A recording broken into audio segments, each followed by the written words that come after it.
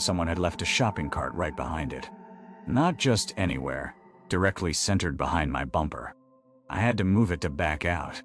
At first I thought maybe someone was just being careless. But that same week it happened twice more. Different carts. Same positioning.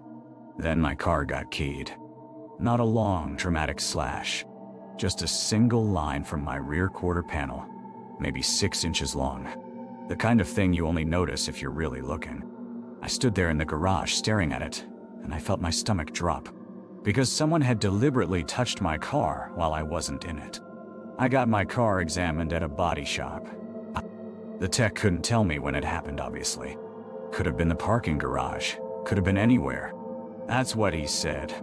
But I knew. I knew it was the garage. I knew it was deliberate.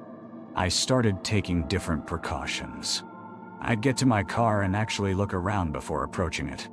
I'd vary the time I left work by 15 or 20 minutes. Some nights I'd sit in the employee break room for an extra half hour just to change my arrival time at the garage. But here's what's strange about being followed. You can't maintain high alert forever. Your nervous system doesn't work that way.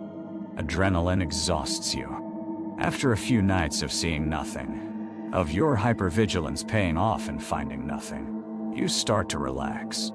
You tell yourself you were overreacting. Maybe the cart was just coincidence. Maybe someone keyed a lot of cars in that garage. So I went back to normal. And that's when I saw him again. It was a Thursday. I'd been closing inventory, so I was later than usual. Almost 10:45 when I got to the garage. The level was quieter than normal. I remember walking toward my car and hearing my footsteps echo. And then, about 10 spaces ahead, I saw him. The same man. Brown jacket. He was unlocking a car. A gray sedan. Maybe a year or two older than mine. Finally, I thought. An explanation. He works nearby. He parks here regularly. Mystery solved. He got in his car and started the engine. I got into mine. But instead of driving toward the exit, he just sat there. Engine running. Interior lights still on. I could see him in profile, not moving. Just waiting. I didn't start my car.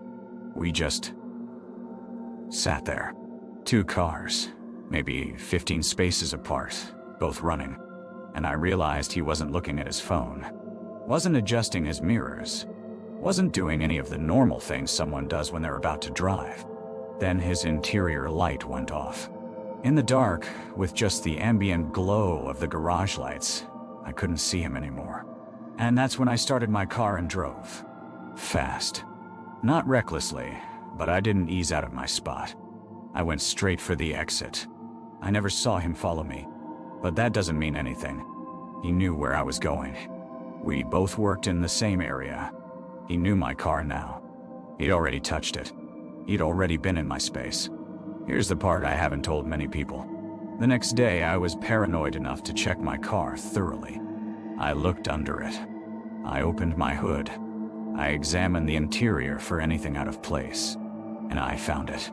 Under the driver's seat, pushed all the way back where you wouldn't see it unless you were looking or unless you moved the seat forward. A single piece of paper with a hand-drawn map to it. My apartment building was circled. I went to the police. They took a report, but the map had no identifying marks. It could have been anyone. Someone playing a prank.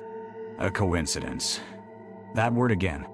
Without more evidence, without an actual confrontation or a threat, there wasn't much they could do. I've changed a lot since then. Different job now.